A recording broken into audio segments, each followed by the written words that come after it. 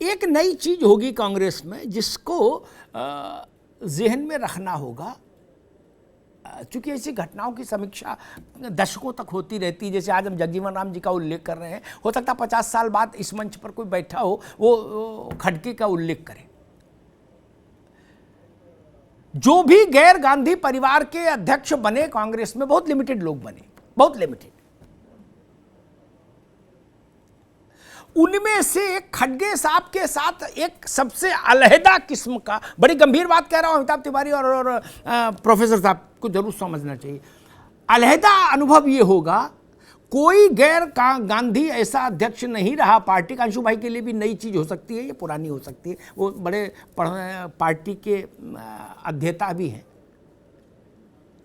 पहला अनुभव होगा अलहदा किस्म का जिसमें 3 गांधी एक साथ एक ही स्पीड पर सक्रिय हैं राजनीति में पार्टी की, मिसेस गांधी, प्रियंका और राहुल जी। 3 से, बाकी किसी को जवाहरलाल जी से निभाना पड़ा, किसी को इंदिरा गांधी से निभाना पड़ा। ये 3 से निभाना होगा और तीनों मूर्ति अपने में मुकम्मल है पार्टी के अंदर, बाहर नहीं कह रहा हूं। एक भी नाराज हो जाएगा तो आपका तो निपटारा कर ही देगा, बाद में कुछ भी हो। एक को भी नमस्ते कम हुई तो गए 12 के भाव में। प्रियंका जी सक्रिय हैं नहीं है, क्या है, वो पार्टी में महासचिव हैं, ये नहीं छोड़ दिया, वो छोड़िए, लेकिन प्रियंका जी तो है ना, उनसे भी, उनको भी उसमें रखना पड़ेगा। सोनिया जी हैं, राहुल जी हैं। राहुल जी को क्या कोई इस ढंग से ट्रीट कर सकता है कि he is a simple member of parliament? नहीं ना। या प्रियंका जी को कोई ट्रीट कर सकता है इस ढंग से कि नहीं ये तो पार्लियामेंट के मेंबर भी नहीं भाई, इनका क्या है? नहीं ना। चीफ मिनिस्टर्स को टाइम नहीं मिलता। जो लोग छोड़ कर गए उन्होंने भी यही बताया, मैं तो जानता नहीं, प्रोटोकॉल तो है। इसलिए मेरी शुभकामनाएं खड़गे जी के साथ ज्यादा है। जगजीवन राम थे तो इंदिरा गांधी थी, तब पंडित जी तो थे नहीं, तो जो उनसे समझ लिया वही बात ठीक है। एक बात आई, शशि थरूर की बात, पता नहीं किसने उठाई के बताया, नावेद ने शायद। मैं एक उदाहरण देता हूं, हर घटना अलग होती है प्रकृति में, लेकिन फिर भी उदाहरणों से हम समझने की कोशिश करते हैं। जितेंद्र प्रसाद और राजेश पायलट, सचिन पायलट के पिताजी ने बिगुल बजाया सोनिया गांधी के खिलाफ, रैलियां की जगह जगह जाके। उसी दौरान फिर राजेश पायलट की दुखद मृत्यु हो गई। अब जित्ती बाबू लड़े चुनाव, अंशु अवस्थी जहां हैं उस पार्ट, और जितेंद्र प्रसाद कितने बड़े आदमी थे ये मुझे प्रैक्टिकली पता है, अंशु जी को थ्योरेटिकली पता होगा, नहीं थोड़ा बहुत प्रैक्टिकली भी पता होगा। क्या जवाहर भवन में बैठते थे, उनसे मिलने के लिए राज्यपाल और गवर्नर और मुख्यमंत्री और केंद्रीय मंत्रियों की लाइन लगती थी।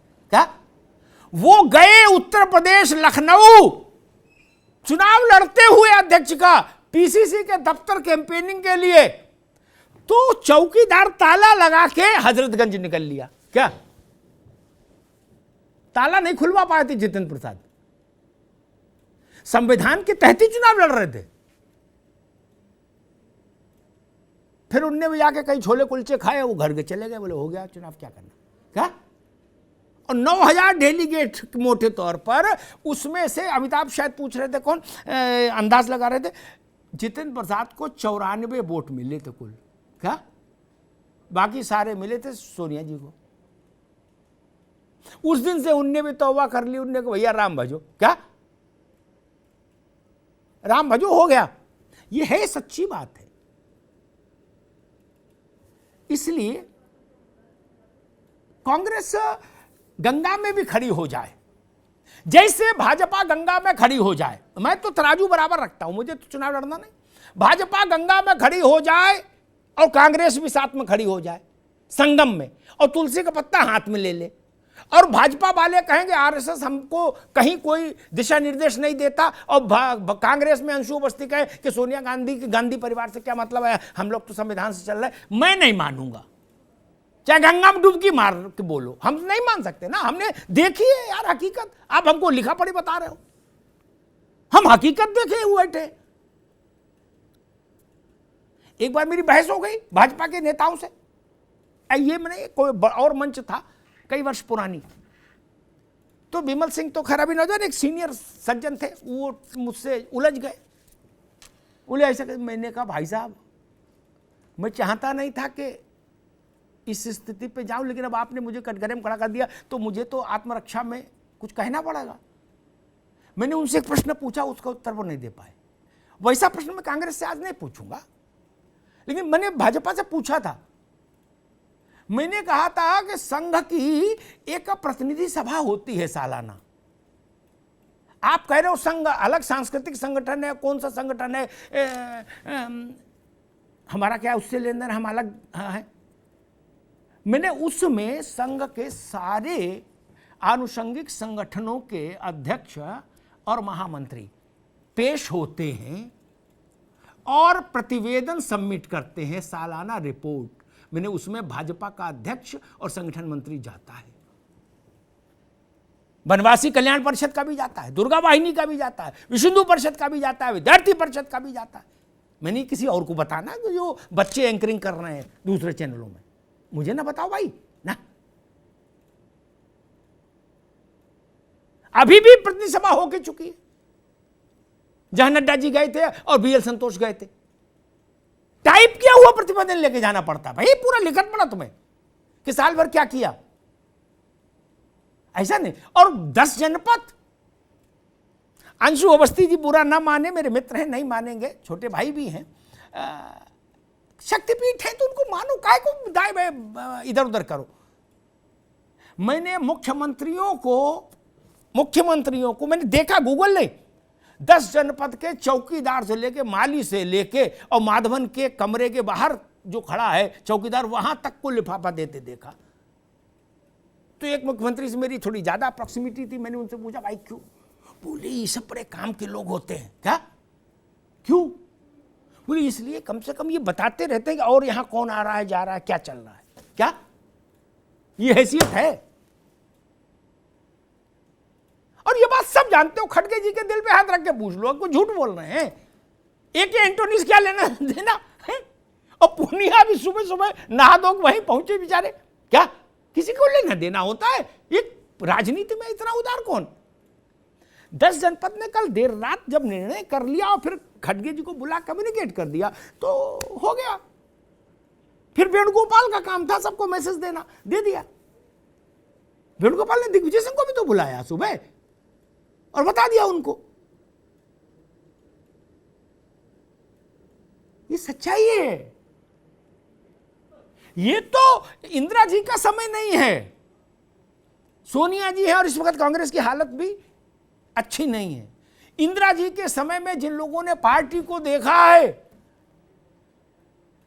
तब 10 जनपद नहीं था, एक सफदरजंग रोड था, तब तो छोड़ ही दीजिए। उनके समय में तो लोगों को स्मृतियों में अगर होगा तो पता होगा, यशपाल कपूर और आर.के. धवन मुख्यमंत्री, राज्यपाल और केंद्रीय मंत्री इनकी वो करते थे, इन्हीं को आला कमान मान लेते थे भाई। और बहुगुणा जैसे कद के नेता, छोटे नेता की बात नहीं कर रहा हूं, क्या धवन फोन कर देते थे, आओ भाई बुलावा आ गया, आ जाओ। लखनऊ दिल्ली गिरते थे आके बहुगुणा जी, क्या ये है उसका हो रहा भाई पार्टी में। देश में वोट हो ना हो, लेकिन पार्टी में तो है ही। इसलिए खड़गे की स्वतंत्र सत्ता नहीं बन पाएगी, और जब तक स्वतंत्र सत्ता नहीं बनती तब तक आप ना वोट ट्रांसफर करा सकते हो, ना वोट बढ़ा पाते हो, ना घटा पाते हो। वोट नेता के चेहरे पर होता है, किसी पार्टी के अध्यक्ष महामंत्री के चेहरे पर नहीं। नेता, जैसे उत्तर प्रदेश में राज्य में नरेश उत्तम पटेल समाजवादी पार्टी के अध्यक्ष हैं। क्या कोई पटेल जी के कहने से 111 एमएलए जिता देगा? वो खुद लड़े तो समस्या हो जाए। गलत तो नहीं कह रहा भैया? अध्यक्ष वो बने हैं, अच्छी बात है, ये बात सच है। खड़गे जी का प्रयोग अभी भी इसी वर्ष के अंत में कसौटी पर कस जाएगा। हिमाचल और गुजरात, मैंने कल भी कहा था, आज फिर कहता हूं, खड़गे जी के पास इतिहास ने अवसर दिया है कि वो अपनी छाप कांग्रेस पर छोड़ सकते हैं, लेकिन उसके लिए परिणामदायी बनना होगा। ये कसौटी अगर राहुल गांधी पर लागू है तो ये कसौटी खड़गे जी पर भी लागू है। परिणाम दिलाएंगे तो जय जय, वरना बीपी मौर्य भी दलित नेता थे कांग्रेस में।